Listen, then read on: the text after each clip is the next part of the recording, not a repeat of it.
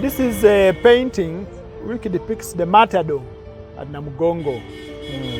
Now here you see, this was Matthias Mulumba. Okay. Matthias Mulumba, when they looked at Odi Kampala, they cut off his hands, his legs, they skinned him, dogs ate him. Wow. And they were burning whatever they were cutting off where it was seeing. Whoa. That shows Charles Rwanga. Charles Rwanga was burnt here alone, where the Basilica is, where the altar is, inside the Basilica. The next is Gonzaga Gonza. When they were about to reach here, they speared him and left him there for the vultures to eat. Wow. The other one, up in the corner, was the nephew of the chief executioner, Mukajanga.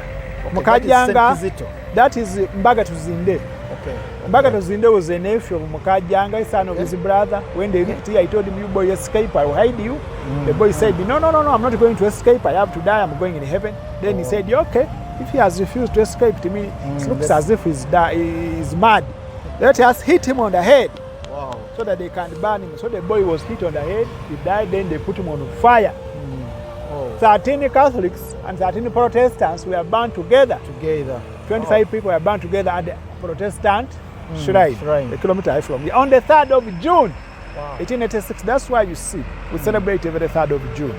Oh, yes. That's why we have that day as a public holiday. And it's a public holiday. I'm kind of curious, where were all the missionaries when they were burning these people?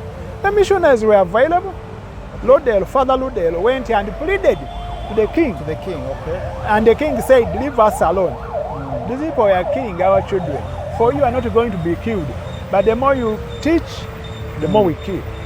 This is a grotto of St. Charles Lwanga baptizing Kizito. When somebody is going to die, and there is no priest, and you are Christian, you baptize. Yeah. So it is exactly what Charles Lwanga did. When he saw that his friends were going to be killed, and they were not baptized, he baptized the 4 people. Wow. He baptized Kizito, the youngest. He baptized Mugaga, Lubowa. Baptized Javira, and Mbaga Tuzinde. All the people he baptized, they have only one name. Because the names he baptized them were not yet known to the public. Okay. So after 90 days, they were killed. This is the list of the martyrs, but if you read along, you'll find that some of them have 2 names and some of them have only 1 name. Some have got 2 names, some have got 1 name. Those who have got 1 name, they were baptized a week before they were killed. So their names were not yet known. And all those like Javira, Kizito, Mugaga, and Mbaga Tuzinde, they were baptized by Charles Lwanga. Okay. 90 days before they were killed. So their names were not known, so because these people are not writing.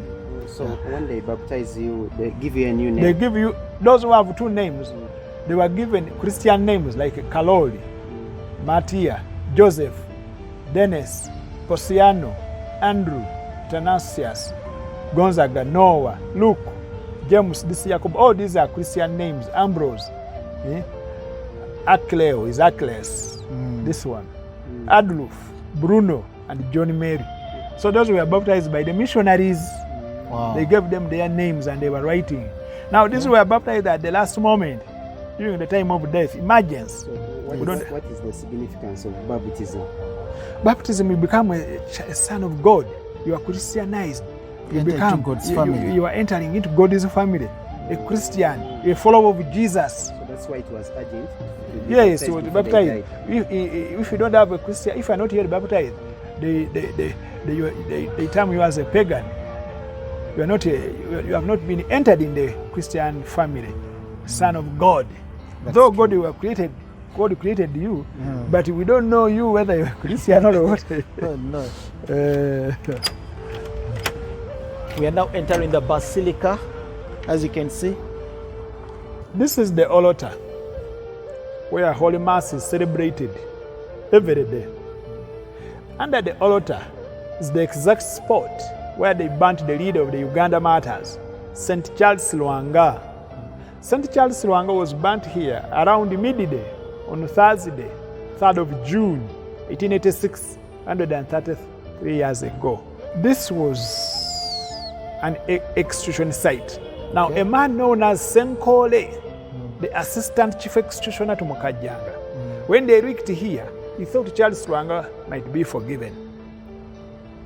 And and he loses the chance of killing him. Okay. Why did he decide to ban Charles Lwanga alone? They had a grudge. The assistant chief executioner Senkole had a grudge with Charles Lwanga. Charles Lwanga. The grudge was Senkole refused to dig the lake. The king has a lake in Kampala, in Endeavour, called the Kabaka's Lake. Yes. Charles Lwanga was the supervisor of digging that lake. Now, Senkole said, I cannot be supervised by Charles Lwanga, a younger boy of 23 years. I'm an old man. It will be me To supervise. Not him. I'm not going to dig. Yes. When he refused to dig the lake, they find him a goat and 3 calabashes with the local blue, tonto. Wow. So, they gave the people who were digging the lake, they were taking local blue as well as eating the goat, the nyama choma. So that's where the grudge began. The grudge began from there. Now, when Charles Lwanga became a Christian and was sentenced to death, that man was still the assistant chief executioner. He said, this man made me to pay. Okay, I have him now. He hurried, removed him from the group, and he tied him on a tree. They call it a grikiti, where the Baganda throw there's a flame tree called the grikiti, where they throw dead dogs, to show that you are just like a dog. So he tied him there around midday on Thursday, 3rd of June, and burnt him from foot to head here, just right there. But he told him, you are burning me, but it's as if you are pouring water over my body. You have not tied me properly. And you tie me, I tie myself so that you can burn me.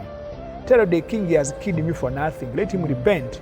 If he does not repent, I be his accuser before God. You cannot see the grave, they are not buried. At that time, if you are seen burying them, you are killed.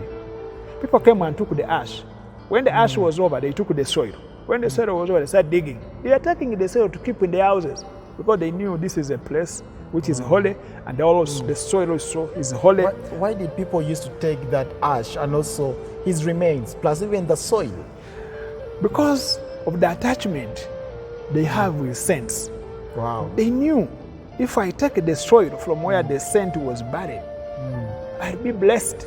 Yeah. My problems will go because these saints are in heaven. When I ask through the intercession of these saints with this soil, I'll get what I want. Yeah. So from that background, people started taking the soil because they knew a saint died there. Yes. And the place is holy. The soil also is holy. Yes. People, the Catholic Church has got a method of keeping holy things in their houses. So they came in 1935 and put here a parish. Okay. And they put here the altar. They constructed a church here in 1935. They put there the altar on the exact spot where St. Charles Lwanga was killed and burnt. Burnt, not buried, but just burnt and left there. But people took all those things which are there. Now in 65, they demolished that small church which was constructed here. They put up this one, the Basilica, the Martyrs Shrine. The Baganda call it a Chigwa Chabajulis, the Martyrs Shrine. The missionaries came and picked the relics. A relic, the remains. Yes. The remains. When you become a saint, your remains, your bones becomes relics, first-class relics. Yeah. When you become a saint, your bones are first-class relics. Whatever you tagged, whatever you owned becomes a second-class relic. Now, like if you become a saint, your bones are first-class relics, but this shirt, which you used to wear, the shoes, those are second-class relics. Now, here we have 2 saints who visited here, Pope Paul VI and Beyond Paul II. The chairs they sat on, they are still here. Those are second-class relics. Wow. So here we have a relic which you can come and see of Charles Lwanga, the first-class relic. Wow. You see, there is a chain hanging. In there is a paper written on Kaloli Lwanga. Above the paper there is something like a stone. That's a relic, a bone of a human being, the remains. But the church calls them relics. Wow. Some are in Rome, in the Martyrs Church. Some are in Lubaga Cathedral in the archives. Some bones were taken by other churches. This is a relic, first-class relic. of St. Charles Lwanga. And this shows Charles Lwanga was martyred on this spot, 3rd of June 1886. And this is the real spot. Wow, as you can see, this is the real spot where St. Charles Lwanga was Martyred. Here is the relic Of St. Charles. of St. Charles Lwanga, and down here it shows the year and also his name. Like that. And this is the altar of St. Charles Lwanga, where Holy Mass is celebrated every day. How many martyrs are in Uganda? We have 22 Catholics, Okay. 23 Protestants. Those are Christians, but we also have Muslim martyrs. Mutesa was opening up a mosque. He invited the Muslims to eat, That which is not slaughtered by Muslims. by a Muslim. So all those who refused to eat, the king killed them. Mutesa I. But Mutesa I did not die a Christian or a Muslim. He never committed himself to any creed. He died a traditionalist. Because Mutesa got confused. The Muslims came and they said they have brought the true God, Which was Allah. which was Allah. Okay. After a short time, the Protestants came that were brought the true God. True God.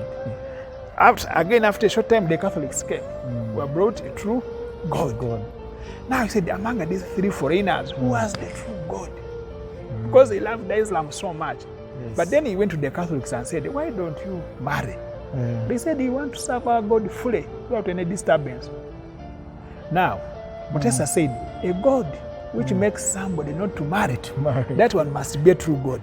Okay. Let me go and follow that. He went to the priest, Father Lude, that I want to get baptized. Father Lude told him, you must have one wife. Said, one wife? A king like me to have only one wife? What if I remain with the 10? Said, no. What about 4? Said, no.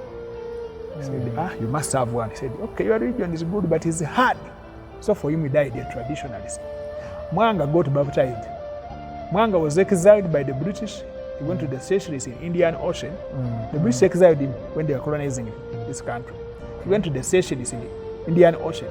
When he was there, he got baptized.